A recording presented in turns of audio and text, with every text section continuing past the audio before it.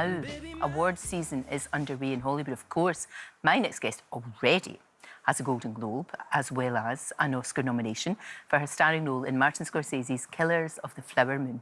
The Osage took their name from Missouri and Osage rivers. Neokanska, children of the Middle Waters. Move, said the great white father. There are many.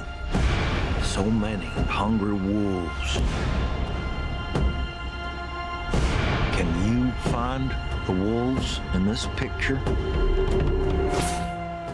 Well, Lily Gladstone joins me now. It's so good to see you. Thank you for coming in. Thank you for having me, Lorraine. And congratulations, Golden Globe already. And the Oscars coming up to look forward to, of course. What this movie did when I watched it, I went away and read up on this story because it is an extraordinary story. I couldn't quite believe that it had happened because obviously it's based on real life, isn't it? Yeah, unfortunately it is. And I think a lot of people, when they do learn about it, you know, the FBI only really cracked into 60 cases during the Reign of Terror, but there were hundreds of Osage that went through this. Almost every Osage family is affected in some way. And the exploitation was appalling because they found oil on their land, obviously, in Oklahoma. They found oil there and got reasonably wealthy, but then were totally exploited. Right. At the time, exploited. the richest people per capita in the world. It was... isn't it? Yeah, and, you know, as Everett Waller said in the scene in the Roundhouse when Chief Bonacastle and Red Eagle are talking about these murders and wondering what to do when they decide to send this man to Washington, you know, saying we should have known that with this money would come something else. And of course, that something else came. All of these, as the teaser showed, all of these hungry wolves. Hungry wolves, it's a good way to describe it, it really is. She's a remarkable woman. She had an amazing story. She's very much the heart of the movie. And you portray her with such, it's like I was saying, such stillness. You know, that was like she's almost like, it's all going round about her. But she's right at the heart of all of this. And I think that's what makes the film. Thank you. It really does. Thank you. It was really touching also, you know, when you were just describing that. I think it was a moment that was found while we were in the community. The first dinner scene between Ernest and Molly, the date scene, that scene had originally ended with Ernest and Molly drinking the whiskey that she brings out, and she drank him under the table in that scene. Which was funny, you know, it served a purpose, but the community said that wouldn't have been Molly, so it shifted. There was a story told to us by Wilson Pipestem. He's from Grey Horse District, where Molly and her family are from, and he talked about how his grandmother Rose would just, when a storm would blow through, she would sit, and you have to be still through it. You have to be very, very grounded. And I loved that anybody who has seen the film, when you get to the credits, you're reminded of that. The sound through the credits is the sound of a storm blowing through. It is, very much so. As you said, Martin Scorsese was so invested in this movie that he appears at the end. Yeah. Almost like don't forget about this. He was really passionate about it, wasn't he? He was, yeah. I thought it was a brilliant touch because this history, unfortunately, did kind of become pulp fiction for people. Right. It was turned into the remnants of the Reign of Terror became fodder for radio shows, you know, the podcast of their day, I guess.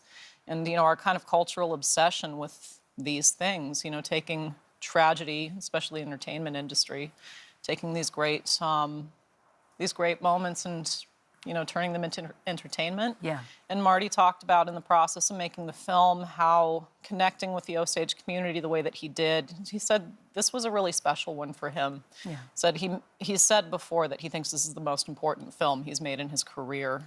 It moved something in him. Yeah. So when they were shooting that last scene, he wasn't quite sure exactly how it was going to end, so he took the stage to read Molly's obituary and wasn't sure that it was going to work, but of course it did. And then he realized in doing so, he was also indicting the film in that conversation.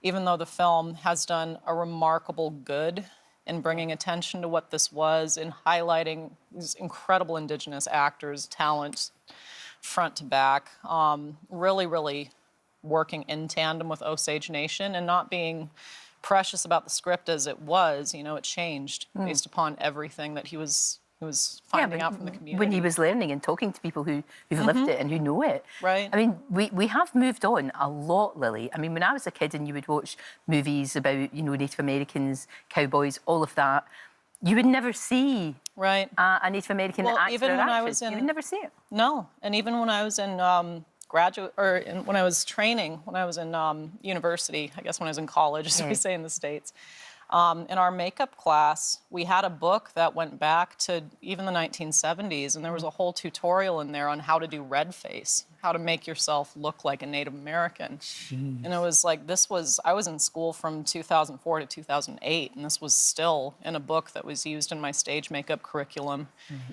Of course, our teacher was lovely. Megan pointed it out and was talking about the history of things. Once people know, it's that thing, isn't it? Once people know. And you did say there you are Oscar nominated, which is going to be an amazing event to go to.